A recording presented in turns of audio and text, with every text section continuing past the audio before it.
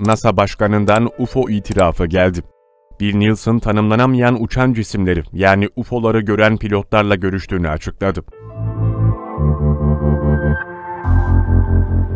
Amerikan Havacılık ve Uzay Dairesi NASA, dünya dışı varlıkları da araştırıyor. Bulgularsa uzaylıların olduğu yönünde. Benim kişisel görüşüm evrenin çok büyük olduğu ve şimdi başka evrenlerin olabileceğine dair teoriler bile var. Ve eğer durum buysa ben kimim ki dünya gezegeninin tek gezegen olduğunu söyleyebilirim. Pilotlarımız bir şey gördüklerini biliyorlar. Radarları da bu nesneye kilitleniyor. Ancak bunun ne olduğunu bilmiyoruz. Dünyada bu tür bir teknolojiye sahip bir düşman olmadığını umarız. There's a whole fleet of them. Look on the ASA. My gosh. They're all going against the wind. The wind's 120 knots from the west.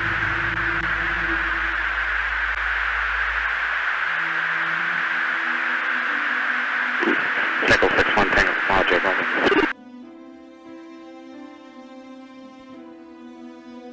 Uzaylıların varlığına inanç bir zamanlar uç bir komplo teorisi olarak görülse de ABD hükümetinin açıklanamayan olgulara yönelik resmi incelemeleri bu konudaki görüşlerin değiştiğini gösteriyor diyor Independent. Birkaç yılda bir anket yapılarak insanların uzaylıların varlığına inanıp inanmadıkları yoklanırken anketlerin detaylandırılıyor olması konunun nasıl ciddiyetle takip edildiğini gözler önüne sermektedir. 1900'lerin başında inananlarının sayısı %30'lar civarındayken bu sayı gizemli UFO fenomeni propagandaları sayesinde günümüzde %70'lere yaklaşmış durumda. Erkeklerin kadınlara, gençlerin yaşlılara nazaran daha fazla inandıkları kayıtlara geçirilmiş. NASA Başkanı Bill Nelson'ın iddia ettiği ve milyonlarca insanın uzaylılara ait olduğuna inandığı uçan daireler gerçekten de uzay teknolojisi mi? 1921-1929 yılları arasında Amerikalı fizikçi Thomas Towson Brown, kütle çekimine karşı elektriksel gerilim oluşturan bir kondansatör icat etmişti. Bu gerilim tıpkı mıknatısın aynı kutuplarının birbirini itmesi gibi bir etki alanı oluşturuyordu. Brown, 1929 yılında Yerçekimine Nasıl Hükmediyorum başlıklı yazısını Bilim ve Keşif adlı kitabında yayınladığında buluşu, bilim camiası tarafından yerçekimine karşı gerilim oluşturan gizemli güç olarak algılanmıştı. Oysa konu yerçekimiyle değil, dünyanın manyetik alanı ile ilgiliydi. Ayrıca güç gizemli değil, oldukça basit, yaygın olarak manyetik levitasyon ismiyle bilinen dirençle üretiliyordu. Çoklu çekim iticileri adı verilen kondansatörler, havadaki atomları iyonize ederek ürettiği çekim kuvvetiyle yeryüzünün manyetik çekim alanında doğal bir itme, gravitasyondan daha fazla direnç oluşturuyordu. Bu güç, kondansatörlerin bağlı olduğu aracın manevra kabiliyetini yeryüzünden bağımsız kılıyordu.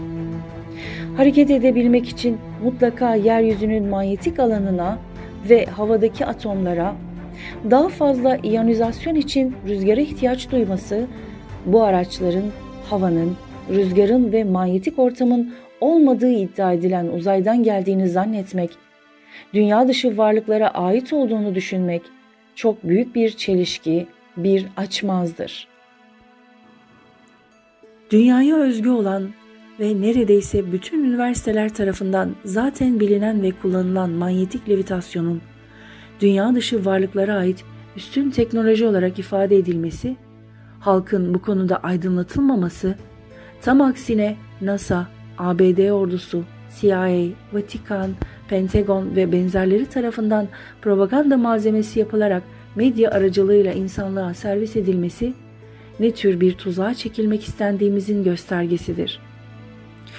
İlginç olan, geliştirilerek insanlığın hizmetine sunulması gerekirken bu teknolojinin üzeri, Towson Brown 1930'da Amerika Birleşik Devletleri ordusuna girdiğinde örtülmüştü.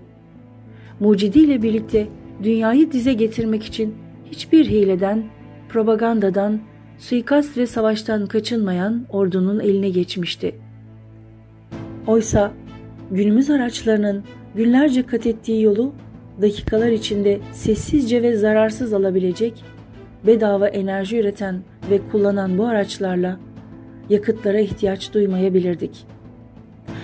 Çok geçmeden 1947 yazında Roswell UFO kazası olarak tarihe geçen sözde gizem dolu bir olay gerçekleşmişti.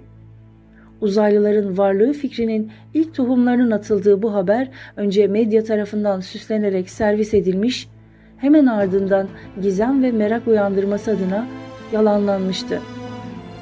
Günümüzde bu sözde kaza, insanların çok büyük bir kısmı tarafından referans olarak alınan uzaylılar inanışının çıkış noktasını oluşturur. Gazetelerde Amerikan Hava Kuvvetleri'nin Roswell'in kuzeyindeki bir tarlada uçan bir disk bulduğu haberleri vardı. Frank Joyce tek bir sonuca varıyordu. Amerikan Hava Kuvvetleri bir uçan daire bulduklarını söylüyordu. Uzaydan gelmiş olmalıydı. Bayanlar ve baylar, bu haber şimdi geldi. Joyce bu sıradışı haberi yerel dinleyicilerine aktardı.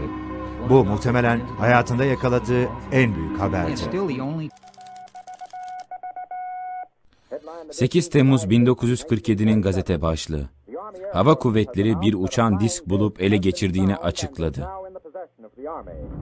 Roswell hakkındaki gerçek ne olursa olsun 1947 Haziran'ından beri Amerika'nın her yerinden UFO ihbarları geliyor.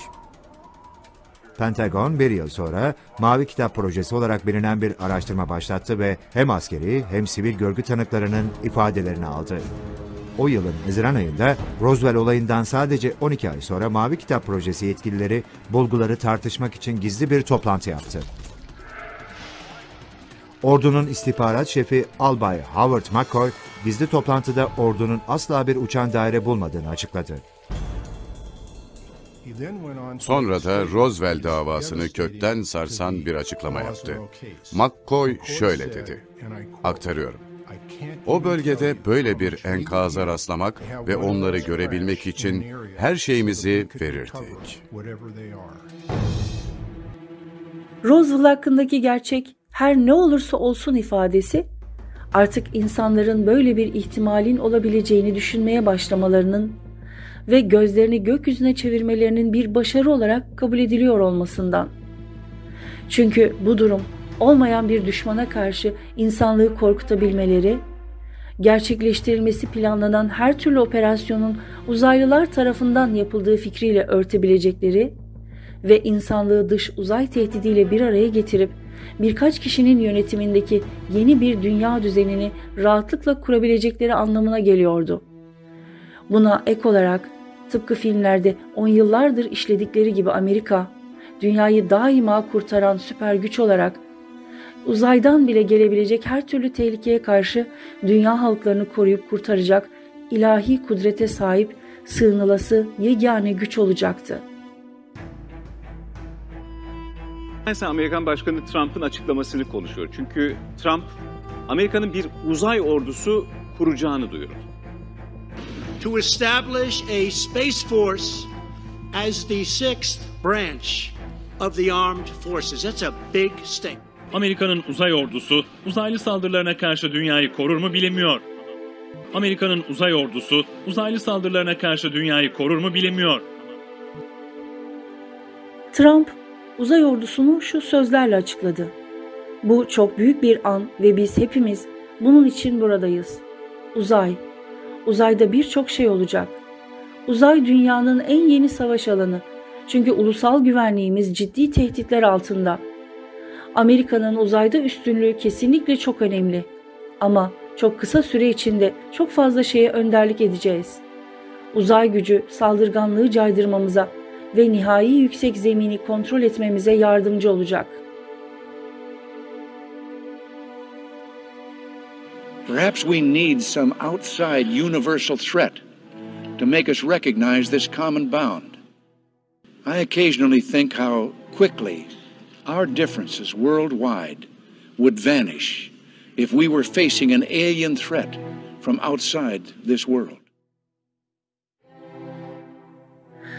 Sayısız belgesel, haber, bilimsel yayın, çizgi film ve filmlerle yapılan propagandalar sayesinde artık insanlık evrende sayısız galaksi olduğuna, Samanyolu'nun bu galaksilerden sadece biri olduğuna, dünyanın basit ve sıradan bir gezegen olduğuna ve bu gezegenlerde de pekala yaşayan başka tür varlıklar olabileceğine inanmaktadır. Günümüze değin hiçbir radyo frekansının dünyamıza ulaşmamış olması, dünya dışı herhangi bir teknolojinin varlığına dair en ufak bir delil elde edememiş olmamız, başka gezegenlerde yaşam formları olması arzumuzun önüne geçememektedir. Rahman ve Rahim olan Allah'ın adıyla ben cinleri ve insanları ancak bana kulluk etsinler diye yarattım. Ben onlardan rızık istemiyorum. Beni doyurmalarını da istemiyorum. Şüphesiz rızık veren, sarsılmaz gücün sahibi sadece Allah'tır. Zariyat 56-58. Ana akım medyada görmeye alışkın olduğumuz uzaylı fenomeninin insan varlığından daha gelişmiş olduğu algısının yapıldığına şahit oluyoruz. Özellikle bilimsel argümanlarda insanları izleyen uzaylılar tıpkı karınca kolonisini inceleyen bir insana benzetilir. Karıncaları ilkel ve aciz dünya halkları, insanı ise meraklı, üstün akıl ve teknoloji sahibi uzaylılar olarak metaforlarlar. Biyolojik açıdan oldukça basit görünüşlü, hayvanlar gibi ifadesiz bu yaratıkların insanüstü olduğunu iddia etmenin komedisinin yanında, sahip olduğu savunulan teknolojilerinin yeryüzümüze özgü olması bile maalesef düşünmeyi unutmuş kitleler için sorun teşkil etmemektedir. Bu aldatmacalarla insan olmanın değersizliğine, ilkelliğine, özel olmayışına çok yönlü vurgu yapılması, kendisini kainatta tek hücrelilerden, sürüngenlerden, memelilerden farklı görmeyen, basitleşmiş ruh haline sahip, depresif ve prensipsiz, zevk merkezli, Rabbini aklına getirmeyen, kendini müstahni gören bireylerin çoğalmasına sebep olmaktadır. Onlar yeryüzünde gezip de kendilerinden öncekilerin akıbetinin ne olduğuna bakmıyorlar mı? Ki onlar kendilerinden daha da güçlüydüler. Yeryüzünü kazıp alt üst etmişler, onu bunların imar ettiklerinden daha çok imar etmişlerdi. Elçileri onlara da nice açık deliller getirmişlerdi. Zaten Allah onlara zulmetmiyordu. Fakat onlar kendi kendilerine zulmediyorlardı. Rum 9. İnsanı nutfeden, bir damla sudan yarattı. Böyleyken bakarsın ki o, Rabbine düşman, hasım kesilmiştir. Nahl 4. Hayır, insan gerçekten de azar. Kendini müstahni, yeterli gördüğünde. Şüphesiz ki dönüş Rabbinedir. Alak 6-8. Siz de sizden öncekiler gibisiniz. Onlar sizden kuvvet bakımından daha güçlü, mal ve çocuklar bakımından daha kalabalıktılar. Onlar kendi paylarına düşenden yararlanmaya baktılar. Siz de sizden öncekilerin kendi paylarına düşenden yararlanmaya baktıkları gibi, kendi paylarınıza düşenden yararlanmaya baktınız ve siz de dalanlar gibi daldınız. İşte bunların bütün yapıp ettikleri dünyada ve ahirette boşa gitmiştir. İşte bunlar ziyana uğrayanlardır. Tövbe 69. Biz insanı en güzel şekilde yarattık. Sonra onu aşağıların aşağısına döndürdük. Yalnız inanıp yararlı işler yapanlar bunun dışındadır. Onlara kesintisiz ecir vardır. Öyleyken sana dini yalan saydırtan nedir? Allah hakimlerin hakimi değil mi? Tin 4-8.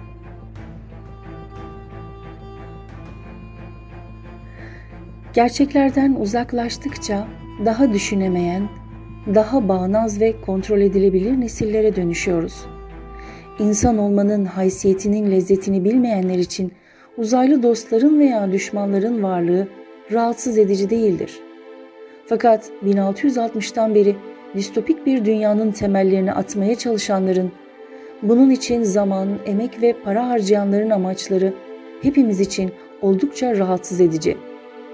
Bu bütün insanlığı holistik bir ağla biyometrik alanda kontrol edilebilir biçimde bir araya getirecek ve tek bir noktadan tüm hakimiyeti birkaç kabalistin eline verecek yeni bir dünya düzeni. O nedenledir ki tıpkı sahte pandemi tiyatrosu benzeri hiç çekinmeden uzaylı istilası tiyatrosu sergileyebilecekleri ihtimalini unutmayalım. Look, what do we know? We know now we live in an ever-expanding universe. We know that there are billions of stars and planets literally out there, and the universe is getting bigger. We know from our fancy telescopes that just in the last 2 years, more than 20 planets have been identified outside our solar system that seem to be far enough away from their suns and dense enough that they might be able to support some form of life. So it makes it increasingly less likely that they might be able to support some form of life. So it makes it increasingly less likely that we're alone. Oh, you're trying to give me a hint that there are aliens. No, I'm trying to tell you I don't know. Oh, you're trying to give me a hint that there are aliens. No, I'm trying to tell you I don't know. Oh. But if we were visited someday, I wouldn't be surprised. I just hope that it's not like Independence Day. Yeah, right. That it's a conflict. Well, now we have friendly Maybe the aliens. only way to unite this incredibly divided world of ours. They're out there. We better think of how all the differences among people on Earth would seem small if we felt threatened by a space invader. That's the whole theory of independence. You're right. You're right. Everybody gets together and makes nice and... İnsanlardan öylesi vardır ki dünya hayatıyla ilgili sözleri senin hoşuna gider. Kalbinde olana Allah'ı şahit tutar. Gerçekte ise o düşmanların en yamanıdır. O iş başına geçtiğinde yeryüzünde fesat çıkarmaya, ekini ve nesli helak etmeye çalışır. Allah ise fesat çıkaranları sevmez. Bakara 204-205. Ey iman edenler! Sizden olmayan kişileri dost ve sırdaş edinmeyin. Onlar sizi yoldan çıkarmaktan ve size kötülük etmekten asla geri durmazlar. Sizi sıkıntıda görmekten hoşlanırlar. Öfkeleri ağızlarından taşmaktadır. Kalplerinde sakladıkları ise daha da kötüdür. Biz bunlarla ilgili işaretleri sizin için böylesine açık ve anlaşılır kıldık. Eğer akıl ediyorsanız. Ali İmran 118. Size bir iyilik dokununca bu onları huzursuz eder. Size bir kötülük isabet ettiğinde ise buna sevinirler.